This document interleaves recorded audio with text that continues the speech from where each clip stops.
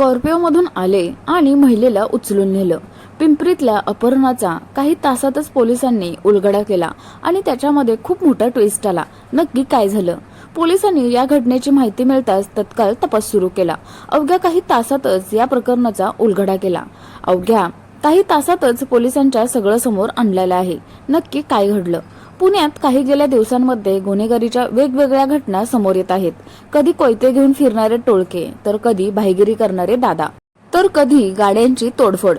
या घटनांमुळे पुणे नेहमीच चर्चेत आहे। मात्र आता एक वेगळीच घटना समोर आली आहे।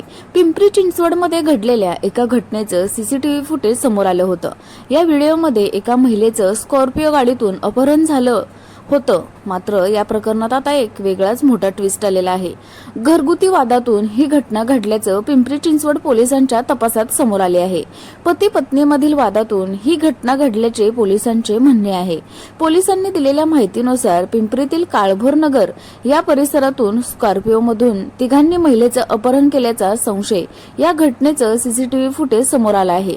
पोलिसांनी या घटनेची माहिती मिळताच तत्काळ तपास सुरू करून अवघ्या काही तासातच या प्रकरणाचा उलगडा केला। ही संपूर्ण घटना अपहरणाची नसून पती पत्नीमधील वादातून घडल्याचं समोर आलं आहे।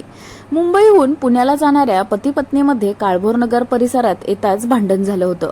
त्यानंतर रागात असलेली बायको स्कॉर्पिओमधून खाली उतरली आणि रागाने पुढे निघून गेली। स्कॉर्पिओमध्ये बसलेले सर्वजण त्या महिलेला समजवत होते, विनवण्या करत होते, पण ती महिला ऐकण्याच्या मनस्थितीत नव्हती। रात्रीची वेळ असल्याने महिलेला जबरदस्ती उचलून स्कॉर्पिओमध्ये बसवलं। महिलेचा मुलगाही सोबत होता। हे सीसीटीव्ही फुटेज जेव्हा व्हायरल झालं त्यानंतर पिंपरी चिंचवड पोलिसांचे धाबे दणाणले होते। सीसीटीव्ही फुटेज समोर आलं आणि त्या महिलेचं अपहरण झाल्याचं सांगण्यात आलं। मात्र पिंपरी चिंचवड पोलिसांनी अवघ्या काही तासातच या घटनेचा उलगडा केला।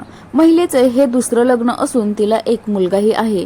तसंच ही गोष्ट फक्त कौटुंबिक वादातून घडलेला प्रकार होता, त्यामुळे हे अपहरण नव्हतं असं पोलिसांनी स्पष्ट केल्याचं समोर आलं आहे।